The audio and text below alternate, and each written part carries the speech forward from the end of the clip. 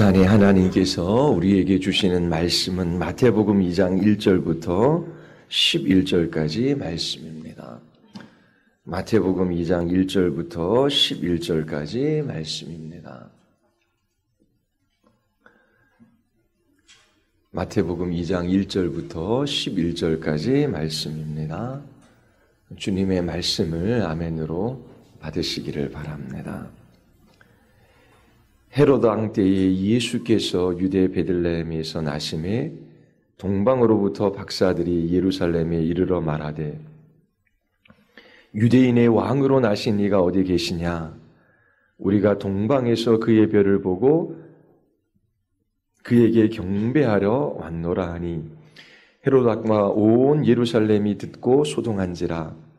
왕이 모든 대제사장과 백성의 서기관들을 모아 그리스도가 어디서 나겠느냐 물으니 이르되 유대 베들레헴 이오니 이는 선지자로 이렇게 기록된 바 또 유대 땅 베들레헴아 너는 유대 고을 중에 가장 작지 아니하도다.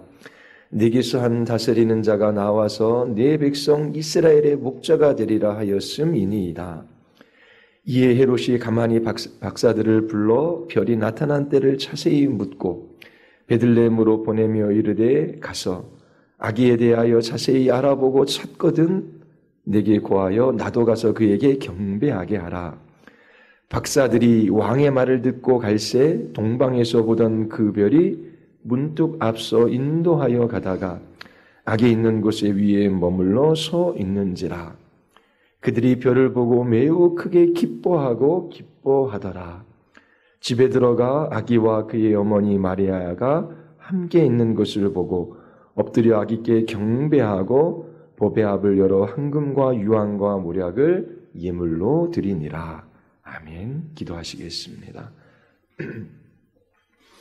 거룩하고 자비로우신 하나님, 참으로 우리의 눈을 들어 영광의 주님을 바라보게 하여 주시고 예수님 한 분으로 인하여 믿음과 소망과 사랑 가운데 살아가게 하여 주심을 감사드리옵나이다. 주님의 말씀 앞에 선 지체들이 다시금 예수 그리스도로 인하여 참된 기쁨을 소유하게 하시고 예수 그리스도를 가장 소중하게 여기는 예배자의 삶을 살아가게 하여 주시옵소서. 예수님 때문에 슬픔 가운데 있는 자들이 참된 기쁨을 누리게 하여 주시고 낭망한 자들이 참된 소망을 가지게 하시며 갈 바를 알지 몰랐던 영혼들이 주의 말씀을 따라 복된 믿음의 길들을 걸어가게 하여 주시옵소서. 우리에게 말씀하여 주시고 우리의 생명을 강건하게 하여 주시며 우리의 속사람을 주께서 붙들어 주시기를 간절히 원하오며 예수 그리스도의 이름으로 기도드리옵나이다. 아멘. 동방 박사들이 아기 예수께 경배하는 이 이야기를 우리 모두 다 잘 알고 있습니다. 이 이야기 속에서 5가지 진리를 여러분들에게 말씀드리고자 합니다. 예수님은 2000년 전에 이 땅에 오셨어요. 수많은 사람들이 유대인의 왕으로 환영했지만 십자가에 못 박혀 죽으셨습니다. 우리는 예수님을 그리스도로 경배해야 합니다. 예수 그리스도 보통 그렇게 이야기하지요. 신학교에 진학하고자 하는 한 청년에게 제가 물었어요. 그리스도가 무슨 뜻이냐, 무슨 의미냐. 예수 그리스도, 그래서 예수님과 함께 그리스도가 이름인 줄 알아요. 예수가 이름이고 그리스도는 그분이 가지신 직분을 의미해요. 그분이 어떠한 일을 하셨는지 우리에게 나타내는 단어입니다. 예수님이 그리스도이시지요. 그리스도라고 하는 것은 히브리어로 메시아예요. 그러니까 그리스도로서, 메시아로서 예수님께서 우리에게 여러 가지 일들을 해주셨어요. 우리는 예수님을 메시아로, 그리스도로 경배해야 한다라고 하는 것을 이 본문에서 발견할 수 있습니다. 그리고 단지 저 유대 땅에 태어난 이스라엘의 왕으로서만 예수님을 경배하는 것이 아니라, 유대인들만 예수님을 경배하는 것이 아니라 세상의 모든 나라와 모든 민족들이 예수님을 경배해야 합니다. 태어나신 아기 예수를 처음 경배한 사람들은 동방에서 온 이 박사들이었어요. 이방인들이, 유대인들이 아닌 이방인이 예수님을 경배합니다. 이 동방에서 온 박사들은 모든 나라를 상징하는 사람들이에요. 자, 두 번째 진리, 세상 모든 사람들이 예수님을 경배해야 하는 것입니다.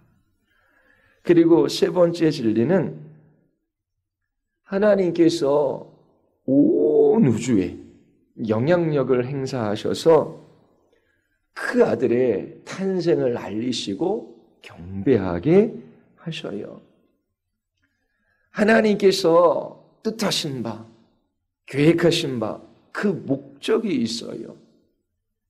하나님께서 목적하신 것이 뭐냐면 온 우주에 영향력을 행사하셔서 이 예수님을 알리시고 그분을 경배하게 하시는 거예요.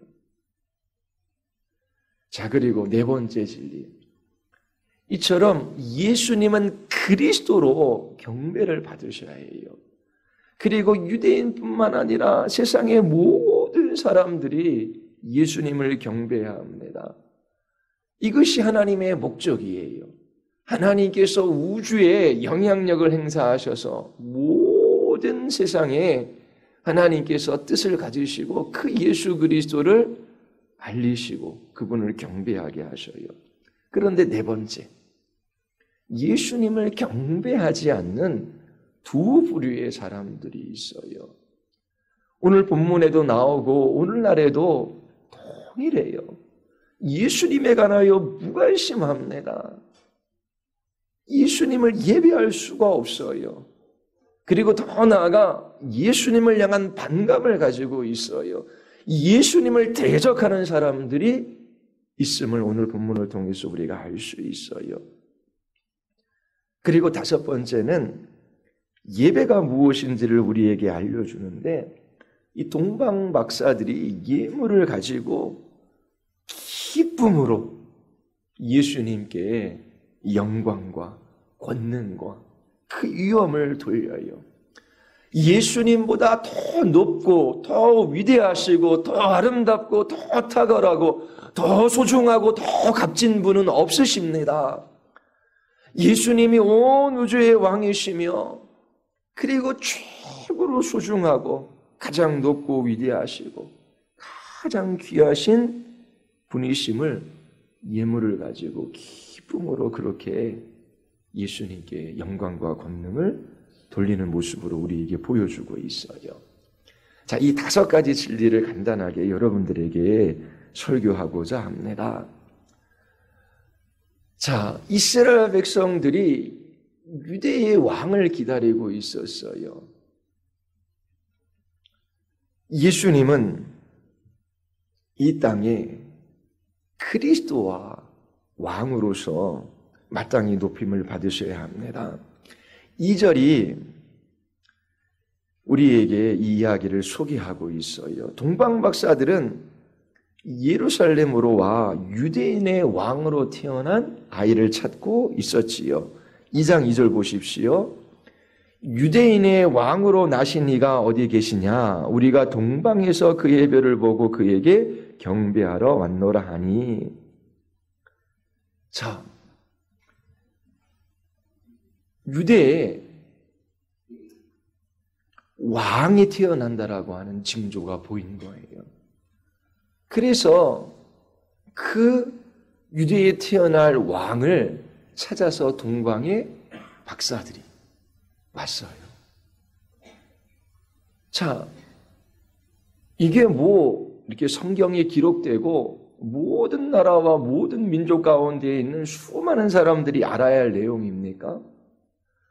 오늘날에도 이 개포동에 한 아이가 태어나요.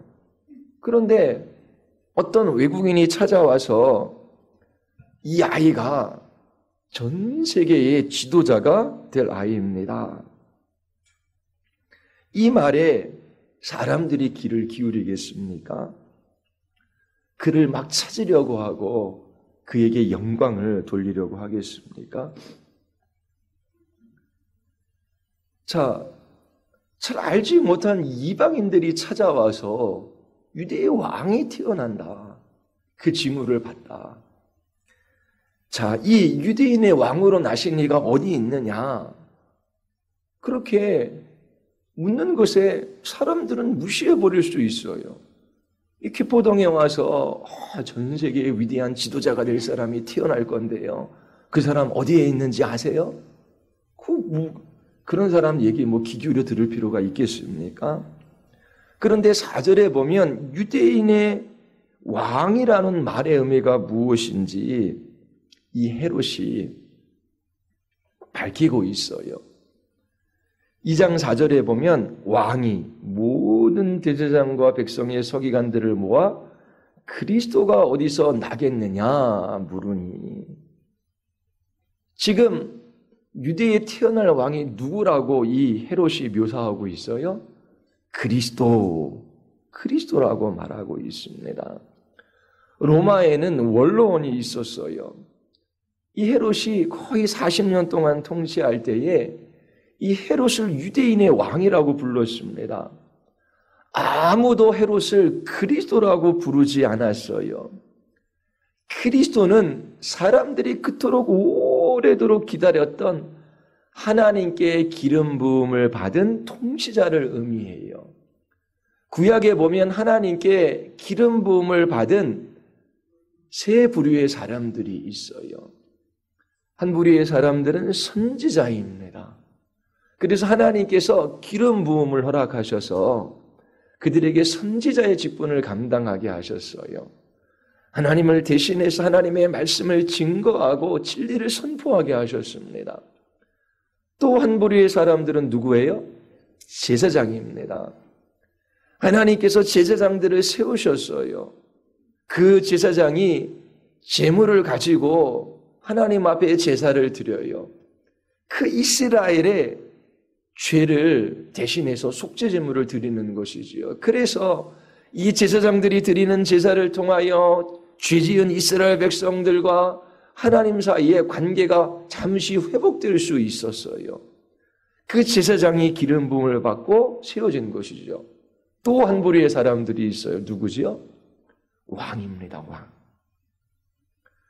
왕이 기름 부음을 받아 이스라엘의 왕은 절대적인 주권을 가지고 있지 않아요. 그 위에 하나님이 계셔요. 그래서 이스라엘의 왕은 하나님이 누구이시며 그분이 우리에게 무엇을 말씀하셨는지 그 이스라엘 백성들을 하나님의 말씀대로 통치할 그런 왕이었어요. 하나님께서 이처럼 선지자와 제사장과 왕을 이스라엘 백성들 가운데 허락하신 것은 그들을 구원하셔서 하나님의 백성 삼으시기 위함이지요. 그 하나님의 백성다운 삶을 살아가게 하시기 위함이에요.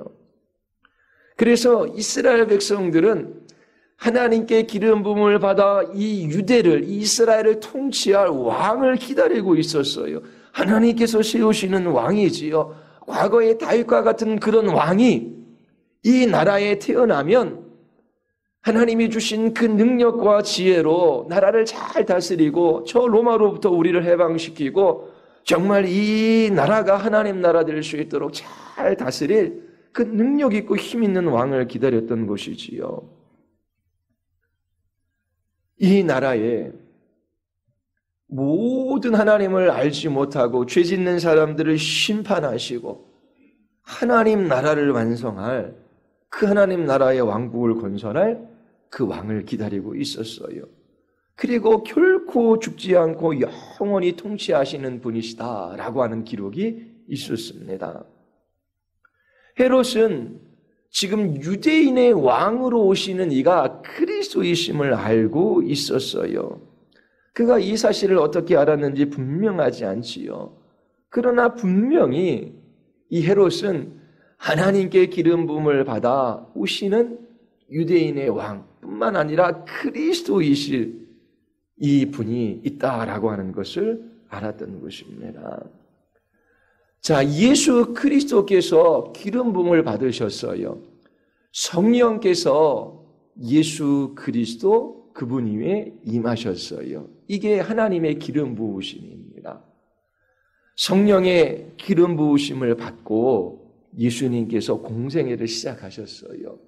선지자로서 하나님의 우리의 구원을 위하여 그 하나님의 뜻, 그 하나님의 계획, 그것이 무엇인지를 계시해 주셨어요.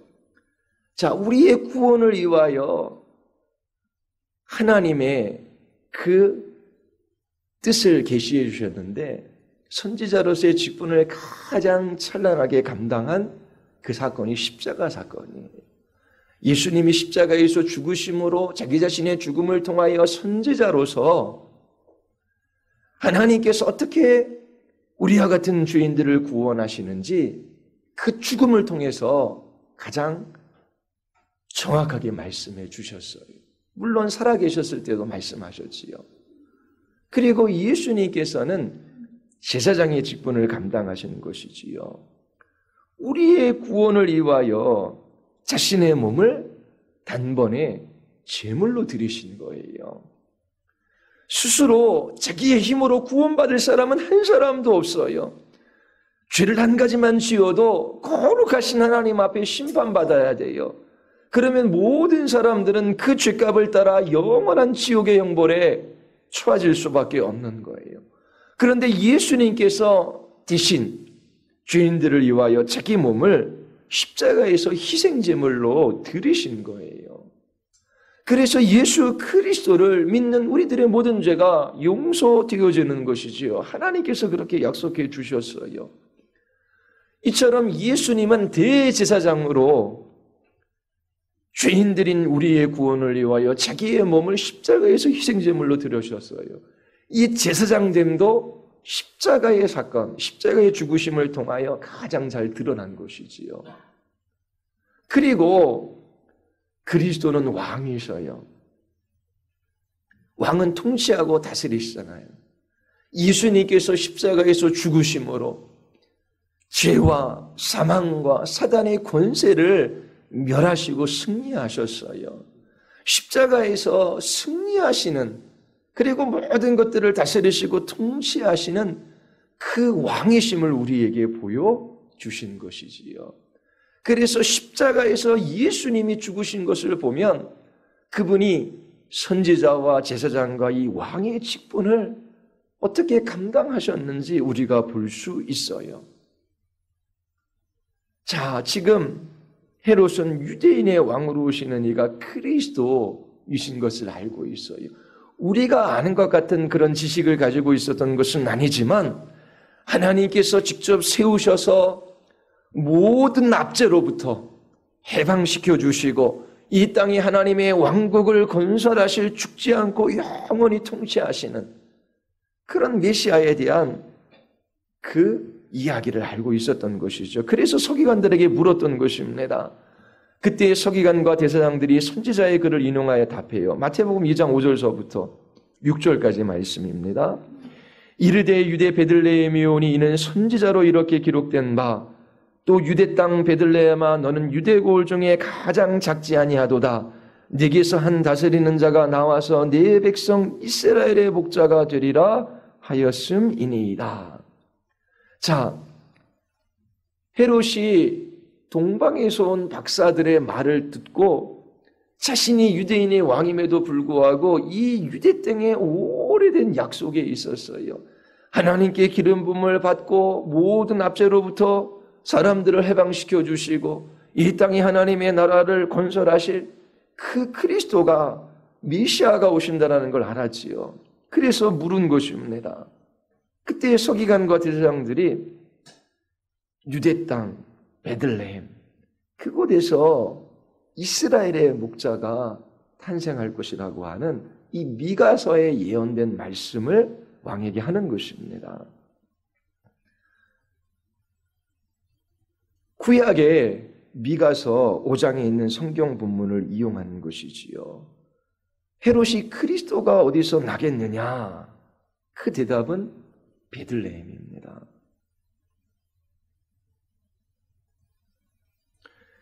만약 헤롯이 서기관들에게 그리스도로 오는 이가 누구냐라고 물었다면 미가서 5장을 인용했을 거예요. 미가서 5장에 이렇게 말하고 있어요.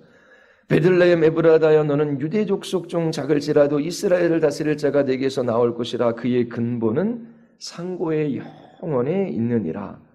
그가 여호와의 능력과 그의 하나님 여호와의 이름의 위엄을 의지하고 서서 목축하니 그들이 거주할 것이라. 이제 그가 창대하여 땅끝까지 미치리라. 이 미가서 5장에 예수님이 탄생하기 700여 년 전에 베들레헴의 유대의 왕 그리스도가 메시아가 탄생할 것이 예언되어졌어요. 그리고 그 메시아는 그리스도는 그 근본이 상고에 영원하대요. 이게 무슨 말입니까? 그의 기원, 이 그리스도 메시아의 기원은 아득한 옛날 태초까지 거슬러 올라간다라고 하는 것입니다. 오실 유대인의 왕 그리스도가 누구이신지를 이 미가 선지자가 이렇게 예언을 해놓은 거예요. 요한이 말하지요. 태초에 말씀에 계시니라. 이 말씀이 하나님과 함께 계셨으니 이 말씀은 곧 하나님이시니라. 지금 오시는 그리스도, 이 메시아의 기원은 옛날 태초에까지 올라간다라고 하는 거예요. 요한은 그 메시아이신 예수님께서 태초의 말씀으로 하나님과 함께 계셨다라고 말해요. 이 유대의 왕으로 오시는 분은 단지 이스라엘 땅에 그렇게 제한된 왕으로 오시는 것이 아니에요. 미가서 5장 4절에 보면 그가 창대하여 땅끝까지 미치리라. 그가 위대하게 되어 땅끝까지 이르게 될 것이다. 지금 이것이 700년 전, 예수님 오시기 700년 전 예언된 말씀이에요. 메시아가, 그리스도가, 유대인의 왕이 오는데 그의 기원은 태초, 아득한 옛날부터 거슬러 올라가고 그리고 그는 위대하게 되어 땅끝까지 이르게 될 것이다. 저 땅끝까지 그의 이름을 모르는 사람이 없게 될 거예요. 이게 첫 번째 진리입니다. 우리가 예수님을 경배하는 이유가 여기에 있어요. 단지 유대인으로서 2000년 전에 유대인의 왕으로 오신 분이 아니라 그리스도로 오신 분입니다.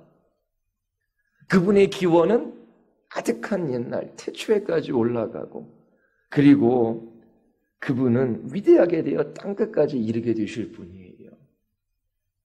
바로 이 그리스도를 우리는 경배합니다. 자, 이 첫 번째 진리가 두 번째 진리로 우리를 이끌어요. 자, 유대인들만이 예수님을 경배한 것이 아니지요. 세상의 모든 나라들이 예수님을 경배해야 합니다. 예수님을 경배하기 위하여 동방에 있는 박사들이 예루살렘으로 찾아왔어요. 이 동방의 박사들은 모든 나라를 대표해요. 마태복음 2장을 살펴보십시오. 마태는 예수님을 찾아온 목동들에 관해서 이야기하지 않아요. 지금 마태는 예수님을 경배하기 위하여 저 먼 동쪽으로부터 찾아온 이방인들의 초점을 맞추고 있습니다. 지금 마태가 우리에게 말하고자 하는 것이 있어요. 사람들은 유대 땅에 태어난 그 메시아이신 예수님에 관하여 관심이 없어요. 아니, 우리와 혈통도 다르고 민족도 다른데 우리가 뭐 그렇게 유대인들이 그렇게 왕으로 잠시 추대했던 그리고 십자가에 죽은 그 예수에게 관심이 있어야 하냐 그렇게 말할 수 있잖아요. 그런데 마태는 동방에서 온 이 박사들의 이야기를 소개하며 예수는 메시아이시고 그리스도이신데 단지 유대인의 그리스도가 아니라 모든 민족과 나라를 위한 그리스도이심을 우리에게 말하고 있는 것입니다. 아기 예수를 찾아와 첫 번째 경배한 사람들은 유대인들이 아니라 동방으로부터 온 이방인들이었어요. 마태복음 마지막에 예수님께서 이렇게 말씀하셔요. 하늘과 땅의 모든 권세를 내게 주셨으니 그러므로 너희는 가서 모든 족속을 제자 삼아 아버지 아들과 성령의 이름으로 세례를 베풀라.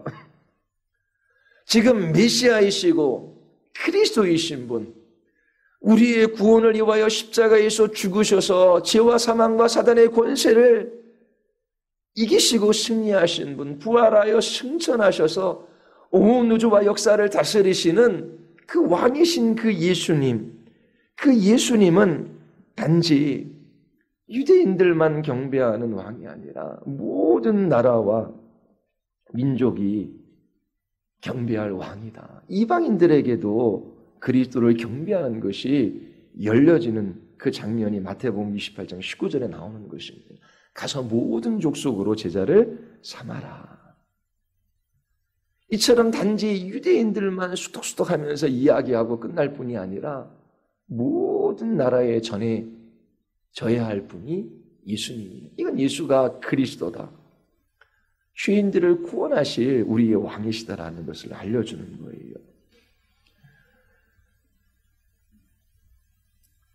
나라들과 왕들이 온 세상의 통치자이신 예수님께 나아가야 하는 것이지요. 이사야서 60장 3절에도 보면 나라들은 네 빛으로 왕들은 비치는 네 광명으로 나아오리라. 모든 왕과 모든 나라와 모든 사람들이 그리스도이신 예수님께 나와 그분을 경배해야 함을 우리에게 말해주고 있습니다. 예수는 이처럼 모든 나라와 모든 민족을 위한 그리스도이셔요. 우리의 주님이셔요. 구세주이셔요. 하나님의 나라를 이 땅에 오게 하시는 영원한 왕이십니다. 이처럼 두 번째 진리, 그리스도이신 온 세상의 구세주이신 이 예수님을 모든 나라와 민족이 경배해야 함을 마태가 말하고 있습니다. 자, 세 번째 진리. 하나님께서 온 우주에 영향력을 행사하셔서 그 아들을 알리시고 경배하게 하시는 거예요. 이것이 하나님의 가장 위대한 목적입니다. 하나님의 아들이 모든 나라에 알려져서 그 모든 민족과 나라들이 하나님의 아들이신 예수님을 경배하는 것. 이것이 하나님의 위대한 목적입니다. 성경은 예수님이 탄생하시던 날에 무슨 일이 일어났는지 우리 호기심을 자극해요. 2장 2절에 보면 유대인의 왕으로 나신 이가 어디 계시냐? 우리가 동방에서 그의 별을 보고 그에게 경배하러 왔노라. 어떻게 동방 박사들이 예루살렘까지 이 별을 쫓아왔을까요? 성경은 다 설명해 주지 않습니다. 동방에는 박사들이 한 별을 보았다라고 하는 것만 이야기해요. 그리고 그들은 예루살렘에 왔습니다. 2장 9절에 보면 박사들이 왕의 말을 듣고 갈 새 동방에서 보던 그 별이 문득 앞서 인도하여 가다가 악이 있는 곳에 머물러 섰느니라. 자, 이런 구절을 읽을 때 궁금증이 있어요. 어떻게 별이 나타났고 그리고 어떻게 별이 박사들을 인도해서 베들레헴까지 가게 했을까? 별이 어떻게 이 아기 예수님 있는 곳에 머물렀을까? 우리는 그 대답을 잘 알지 못해요. 천문학을 연구하는 사람들에게 물어볼 수도 있지요. 그러나 영적으로 그것은 아주 중요한 문제가 아닙니다. 우리는 다 이해할 수 없어요. 어떻게 동방에 있는 동방 박사들이 그 별을 보고 베들레헴까지 인도함을 받고 그 별이 베들레헴에 멈추어 섰을까? 어떻게 홍해가 갈라졌을까? 어떻게 요나가 물고기 뱃속에서 살아나올 수 있었을까? 다 알 수는 없습니다. 그 일들이 어떻게 일어났는지 천국에 가서 주님께 물어보면 되겠지요. 우리의 신앙에 있어서 아주 핵심적인 문제는 아닙니다. 복음에 있어서 정말 중요하고 소중한 것들은 하나님께서 거룩하신 분이셔요. 그런데 우리는 죄인에 불과해요. 우리는 우리 스스로 구원받을 수 없어요. 그런데 하나님의 아들이신 예수께서 죄인들을 위하여 대신 십자가에서 죽으셨어요. 그 아들 예수 그리스도를 믿는 자들 하나님께서 의롭게 여겨주셔요. 하나님의 자녀 삼아주셔요. 우리를 성령으로 진리의 말씀으로 거룩한 하나님의 자녀로 빚어가 주십니다. 그리고 부활 승천하셔서 하나님의 보좌 우편에 계신 예수님께서 영광의 주님으로 이 세상에 다시 오시고 최후의 심판이 있을 것이다 라고 하는 것, 이것이 정말 중요한 진리들입니다. 별이 박사들을 아기 예수께 이끌어 그를 경배하게 하셨어요. 누가 한 일입니까? 하나님께서 하신 일이에요. 누가 별들에게 명할 수 있겠습니까? 하나님께서 이방인들을 이끌어 아기 예수를 경배하게 하셨어요. 하나님께서 이 온 우주, 별에게 영향력을 미추어 하나님께서 행하신 일입니다. 이 일은 하나님께서 계획하시고 또 정하신 때에 일어나게 하셨어요. 지금도 동일합니다. 하나님은 분명한 목적과 계획과 뜻을 가지고 계셔요. 그 하나님의 가장 중요한 목적이 뭡니까? 하나님께서 모든 것을 다 사용하셔서 나라와 민족, 그 사람들이 예수님을 예배하게 되는 것입니다. 이것이 이 세상을 향한 하나님의 뜻임을 우리가 알 수 있어요. 마태는 그의 복음서 서두에서 우리에게 말해요. 구유에 나신 이분이 누구이신지 와서 보라. 그리고 마태는 그의 복음서 마지막 장에서 이제 가서 전하라 라고 말하지요. 박사들이 와서 보았어요. 하나님께서 우주를 움직이셔서 박사를 아기 예수께 인도하신 것이지요. 그리고 그 마지막 장의 제자들에게 이제 가서 모든 민족에게 전하라 명하십니다. 이 두 가지는 다르지 않아요. 하나님의 목적은 모든 민족과 나라들이 그분의 아들이신 예수 그리스도를 경배하게 되는 것입니다. 예수님을 기뻐하며 찬양하는 거예요. 이것이 우리가 존재하는 이유고 이 세상에 존재하는 목적입니다. 예수 그리스도를 기뻐할 수 없는 사람들, 예수 그리스도에 관하여 무관심한 사람들, 예수님을 대적하며 살아가는 사람들은 가장 비참한 사람들이에요. 하나님으로부터 그 죄에 대한 심판을 받을 수밖에 없어요. 자, 이처럼 하나님의 목적은 하나님을 경배하게 하는 건데, 네 번째 진리, 예수님을 경배하지 않는 사람들이 있어요. 그들의 마음에는 반감까지 있습니다. 예수님을 경배하지 않으려고 하는 두 부류의 사람이 있음을 오늘 본문에서 발견할 수 있어요. 첫 번째 부류의 사람은 예수님에 관한 이야기를 들었지만 그리스도에 관한 이야기를 아무 일도 하지 않는 사람들이에요. 그들이 살아가는 삶의 이유와 목적이 무엇인지를 전혀 모르는 사람들이에요. 먹고 마시고 눈으로 보고 귀로 듣고 몸으로 감각하며 자신을 즐겁게 하는 그 일들에 자기 자신의 인생을 다 버리지요. 허무한 것들에 굴복하고 썩어지는 것들에 종노릇하며 멸망의 길을 걸어가요. 자기 자신의 인생의 목적도 삶의 의미도 알지 못하는 사람들입니다. 비록 그들이 높은 지위를 가지고 있고 많은 지식을 가지고 있지만 보잘것없는 사람에 불과한 거예요. 한 나라의 왕이고 그리고 높은 지위에 있지만 삶의 목적이 무엇인지를 몰라요. 죽음이 찾아옵니다. 그 이후에 하나님께서 그 죄값을 따라 심판하셔요. 그러나 아무도 알아주지 않는 사람입니다. 연약하고 보잘것없는 사람이에요.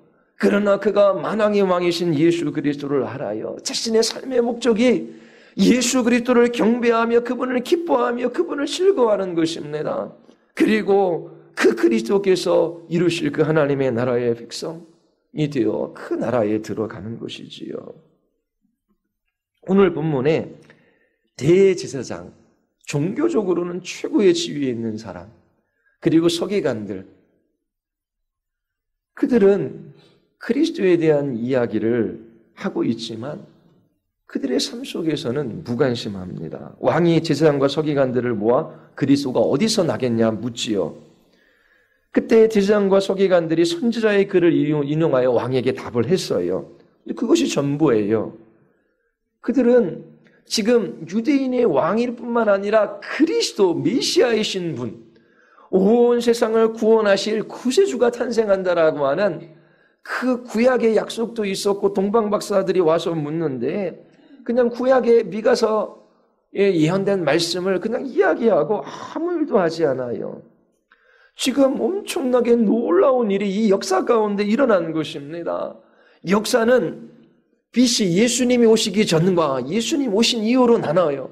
이 세상에서 가장 중요한 사건, 엄청난 사건은 바로 하나님의 아들이신 예수님이 이 땅에 태어나신 것입니다. 이러한 놀라운 일이 있었음에도 불구하고 제사장과 서기관들은 침묵하고 있어요. 그들은 아무 일도 하지 않고 있습니다. 마태복음 2장 3절을 보십시오. 동방에 온 박사들이 지금 유대인으로 나실 왕이 어디 있냐라고 물어요. 그리고 3절에 보면 헤롯 왕과 온 예루살렘이 듣고 소동한지라. 지금 왕궁뿐만 아니라 이 예루살렘 성에 있는 사람들이 들썩들썩 하는 것입니다. 이방에서 박사들이 예루살렘에 도착했어요. 동방에서부터 별을 보고 여기까지 왔대요. 그리고 유대인의 왕으로 나실 이 헤롯의 입으로 말한 그 그리스도가 어디에서 나시는지 찾고 있어요. 이 소문이 아주 빠르게 예루살렘으로 퍼져나가기 시작했습니다. 어떤 사람들은 메시아가 그리스도가 탄생했다라고 생각했을 거예요. 그러나 제사장과 서기관들은 아무 일도 하지 않습니다. 지금 예루살렘이 들썩들썩거리며 소동하고 있음에도 불구하고 지금 지도자들은 침묵하고 있는 거예요. 그들은 메시아가 어디에서 태어날지 알고 있었어요. 그러나 동방의 박사들과 함께 찾아가서 그 메시아로 그리스도로 오시는 아기 예수를 경배하려고 하지 않습니다. 왜 박사들과 함께 가지 않았을까요? 관심이 없었기 때문에 그래요. 오늘날에도 마찬가지입니다. 예수님이 누구이신지를 몰라요. 관심이 없어요. 그래서 아기 예수를 경배하기 위하여 예배 자리에 나가지 않는 것입니다. 그들에게는 마음이 없어요. 그리고 또 한 부류의 사람이 있습니다. 유대인의 왕으로 오시는 예수, 그리스도 때문에 지금 자기 자신의 지위가 위태한 사람, 바로 헤롯 왕이지요. 헤롯의 마음은 한순간 두려움에 사로잡혔어요. 너무나 두려웠기 때문에 지금 예루살렘이 들썩들썩 하잖아요. 그래서 한 가지 음모를 꾸며 거짓말을 합니다. 아기 예수를 살해하기 위하여 2살 이하의 모든 남자아이를 죽이라고 명령해요. 그러면서 동방에 온 박사들을 보내며 아기 예수가 어디에 탄생했는지 만나가면 나에게 알려달라고 말합니다. 오늘날에도 동일하게 예수님이 그리스도이시고 온 우주의 왕이심에도 불구하고 예수님을 예배하지 않는 사람들이 있어요. 그들은 예수님이라는 이름을 알아요. 그러나 그들은 무관심합니다. 자기 자신들의 구원에 관하여 아무런 생각이 없어요. 자신의 인생을 향한 목적과 뜻, 의미가 어디에 있는지도 찾지 않아요. 그냥 이 땅에서 잠시 자기를 즐겁게 할 일들을 찾다가 멸망받을 인생에 불과한 것이지요. 더 나아가 헤롯 왕처럼 예수님에 대하여 반감을 가지고 있어요. 예수님을 죽이고자 합니다. 크리스마스예요. 이 날은 그리스도이시며 온 세상의 구주이시고 왕이신 그 예수님을 예배하며 경배하는 날입니다. 그런데 이 날을 단지 휴가로 하는 것이지요. 쉬는 날이에요. 예수님에 대하여 무관심하며 오늘도 스키를 타러 갈 수도 있고 해외여행을 갈 수도 있고 카페에 모여 그렇게 친구들하고 놀 수도 있고 다 할 수 있어요. 그런데 아기 예수를 경배하고 그분을 예배하기 위하여 주님께로 나아가지 않습니다. 무관심한 사람들이에요. 더 나아가 예수가 메시아이다, 그리스도이시다, 구주임을 부인하고 예수님을 대적하고 반감을 가지고 있는 사람들이 있습니다. 여러분들의 크리스마스는 어떻습니까? 이날이 뭐하는 날입니까? TV 보고 쉬고 영화 보고 맛있는 거 먹는 날입니까? 맛있는 것도 먹고 TV도 보고 그리고 좋은 데 있으면 가십시오.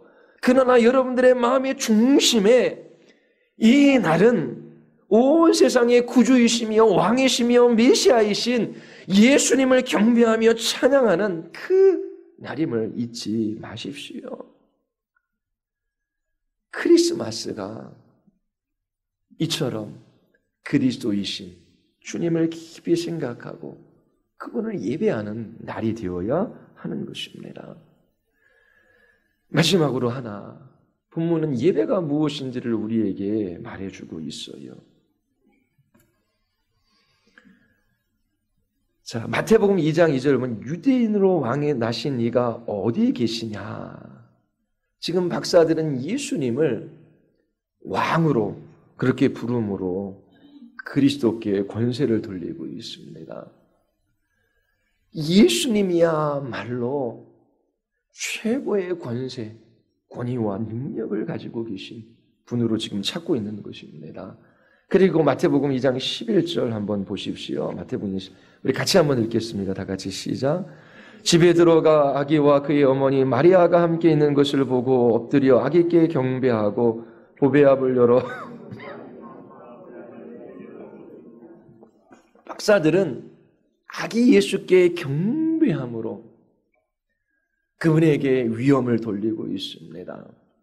엎드려 경배하잖아요. 이 경배하다, 엎드려 절하다라고 하는 거예요. 엎드려 절하는 것은 뭐예요? 경배하다, 엎드려 절하다라고 하는 이 행위는 뭘 나타내요? 아기 예수께 엎드려 절해요. 경배해요. 정말 당신은 고귀한 분이시고 저는 미천한 사람입니다. 주님은 매우 높고 위대하신 분이시고 저는 아무것도 아닙니다. 그것이 이렇게 엎드려 경배하고 절하는 것으로 나타나는 거예요. 자, 지금 동방박사들은 예수님은 왕이십니다. 예수님께 권세를 돌리고 있어요. 그리고 엎드려 절하면서 예수님께 존귀와 위엄을 돌리고 있습니다. 나는 미천하지만 이 아기 예수님은 세상에서 가장 존귀하신 분이십니다. 그러면서 그 앞에 엎드려 절하는 거예요. 세 번째는 마태복음 2장 10절에 그들이 별을 보고 매우 크게 기뻐하더라. 박사들은 아기 예수께 권세를 돌리고 위엄을 돌려요. 그리고 그를 존귀히 여깁니다. 그뿐만 아니라 그들 안에 마음 안에 기쁨이 있음을 발견할 수 있어요. 박사들이 얼마나 기뻐했는지 마태가 묘사하는 장면을 한번 보십시오. 마태는 박사들이 단순히 기뻐했더라 그렇게 기록하고 있지 않아요. 그들의 기쁨을 4단계로 묘사하고 있어요. 어떻게 해요? 마태복음 2장 10절에 보면 그들은 기뻐했지요. 근데 어떻게 기뻐했어요? 크게 기뻐했어요. 매우 크게. 그리고 세 번째, 매우 크게. 자, 기뻐했어요. 크게 기뻐했어요. 세 번째, 매우 크게 기뻐하고, 그 다음에 어떻게 해요? 매우 크게 기뻐하고 기뻐했어요. 지금 이 동방박사들이 마음속에 얼마나 크고 위대한 기쁨이 있는지 지금 이렇게 4단계에 걸쳐서 지금 아기 예수를 경배하는 엎드려 절하는 이 동방박사들의 마음 안에 있는 기쁨을 이렇게 표현하고 있는 것입니다. 이 기쁨은 무엇에 관한 기쁨이에요? 지금 무엇 때문에 기뻐하고 있습니까? 아니 아기 예수가 동방박사들에게 선물을 줬어요? 그것 때문에 기뻐한 게 아니잖아요. 지금 왕으로 오신 이니 메시아이고 그리스도이신 이 지금 그리스도를 만나러 가는 그 길에 있었어요. 바로 그 메시아이신 예수님을 만나서 엎드려 절한 것입니다. 참된 예배, 참된 경배는 예수님께 나아가 예수님이 온 우주의 왕이시며 구세주이심을 고백하며 나타나는 것입니다. 기쁨으로 이처럼 예배하는 것이지요. 여러분들이 오늘 나와 여러분들의 마음 중심으로 기뻐하며 예배하고 있다면 여러분들이 예수님이 누구이신지를 알았기 때문에 그래요. 예수님을 모르면 기뻐할 수 없어요. 예수님을 경배할 수 없어요. 그런데 동방박사처럼 이 악이지만 이 땅에 그리스도이시오 온 우주의 왕으로 오신 분이 누구인지를 알면 이렇게 그냥 기뻐하는 것이 아니라 매우 크게 기뻐하는 것입니다. 그 악의 예수께 권세와 존귀와 위엄을 돌리고 있지요. 그리고 마지막으로 뭘 가지고 나가고 있습니까? 예물을 가지고 나아가 예배해요. 하나님께서는 무엇인가 부족한 것처럼 사람의 손으로 섬김을 받으시는 분이 아니지요. 지금 동방 박사들이 그 예물을 통해서 하나님의 필요를 채워 드리려고 지금 선물하는 것입니까? 크리스마스 때 사람들에게 선물을 주고 받기도 해요. 자, 선물을 준비할 때 그 선물을 받는 사람들을 생각하며 그 사람에게 맞게 선물을 준비하지요. 한나라의 왕에게 선물을 할 때에 그 왕의 권세와 위엄과 존귀에 걸맞는 선물을 해야 하는 거예요. 일상적이고 값싼 선물을 가지고 왕에게 나아간다면 그건 왕을 모독하는 것이죠. 그의 명예에 흠집을 내는 거예요. 반대로 분에 넘치는 선물을 해요. 그러면 그것은 뇌물이 되는 것입니다. 선물에 뇌물이 되어서는 안 되는 것이죠. 신명기 10장에 보면 너희 하나님 여호와는 신 가운데 신이시며 주 가운데 주시어 크고 능하시며 두려우신 하나님이시라. 사람을 외모로 보지 아니하시며 뇌물을 받지 아니하시고. 하나님은 뇌물을 받지 않으신 분이에요. 동방박사가 아기 예수께 드린 선물이 하나님께 무엇인가 뇌물이 된 것이 아니에요. 그리고 하나님께서 무엇인가 부족하여 이 동방박사들이 선물로 채워주는 그런 의미가 선물에 있는 것이 아니지요. 지금 아기 예수 그리스도 온 세상의 왕이신 그분에게 그분의 권세와 영광과 존귀와 위엄에 가장 걸맞는 그 선물을 드리고 있는 것입니다. 자, 그러면 여러분들이 예수님께 드릴 수 있는 최고의 선물은 무엇입니까? 무엇을 드리면 예수님께서 기뻐할 수 있을까요? 그 선물은 바로 예수님에 대한 갈망이에요. 예수님 한 분을 갈망하는 마음을 가지고 나아가는 그 사람들. 주님을 향한 최고의 선물입니다. 마음에 뭘 원해요? TV 보고 영화 보고 친구들과 놀러 다니고 맛있는 거 먹고 재미나게 그 막 마음에 원해요. 그게 안 되면 막 힘들어요. 원하는 게 그게 전부입니까? 지금 예수님을 향한 최고의 선물은 그 마음 속에 예수님을 갈망하는 거예요. 이렇게 말하는 것과 같아요. 제가 구하는 기쁨은 주님께서 주시는 물질적인 풍요에 있지 않아요. 하나님께서 나를 부유하게 하시는 것, 거기에 제 기쁨이 있는 것이 아닙니다. 저는 주님의 손에 들린 선물 때문에 주님께로 나아가는 것이 아닙니다.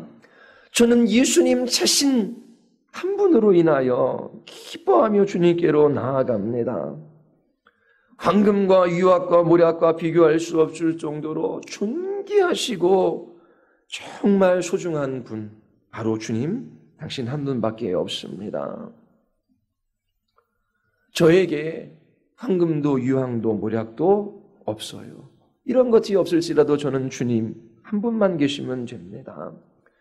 이 땅에 있는 황금과 유황과 모략, 사람들이 소중하게 여기는 것, 그런 것들이 나에게 주는 기쁨보다 예수님 한 분으로 인하여 누리는 기쁨이 저에게 더 큽니다. 주님, 제가 건강을 잃어도, 이 땅에서 가난해도, 저를 사랑해주는 친구가 없어도, 이 세상 모든 사람들이 저를 미워해도 하나님, 저는 상관없습니다. 주님 한 분 제게 있으면 저는 행복합니다. 이 세상 그 어떤 것보다 오직 주님 한 분 더욱더 기뻐하며 즐거워하기를 원합니다. 오직 예수님 한 번 더 알기를 원합니다.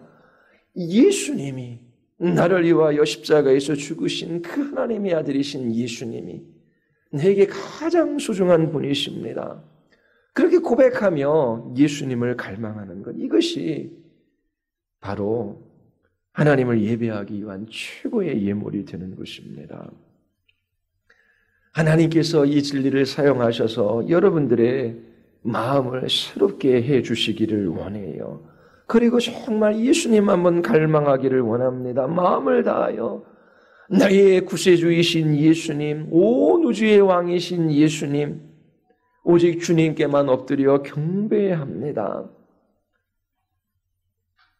예수님은 온 우주의 왕이시며 우리의 구세주이십니다. 하나님께서 그 모든 섭리 가운데 이 예수님만 예배받으시기 합당한 분이심을 우리에게 나타내 보여주셨습니다.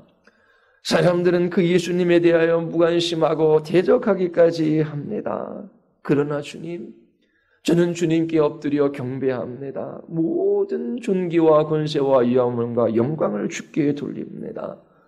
다른 어떤 것도 저희 영혼의 참된 만족이 될 수 없습니다. 오직 주님만 갈망하고 주님만 더 알아갑니다. 이렇게 기도하며 여러분들의 마음을 하나님께 두는 성탄절이 될 수 있게 되기를 바랍니다. 우리 기도하시겠습니다. 우리 이 시간 기도할 때에 수많은 사람들이 예수님의 이름을 들었지만 무관심하고 반감까지 가지고 있어요. 정말 불행하고 소망이 없는 것이지요. 여러분들은 이 성탄에 어떠합니까? 예수님을 갈망합니까? 온 우주의 왕이시며 구세주로 그리스도로 이 세상에 오신 주님만 예배하며 주님만 존귀히 여기며 그렇게 주님 사랑하며 살아가고 싶습니까? 최고의 복입니다. 우리 이 시간 하나님 주님 오심을 저희들이 기억하며 이 마태가 전해준 진리를 붙들기를 원합니다. 하나님 우리의 평생에 예수 그리스도보다 소중한 것이 없기에 주님만 예배하고 소중히 여기는 그러한 예배자의 삶을 살아가게 하여 주시옵소서. 주님 한 분으로 인하여 기뻐하는 예배자 되게 하여 주시옵소서.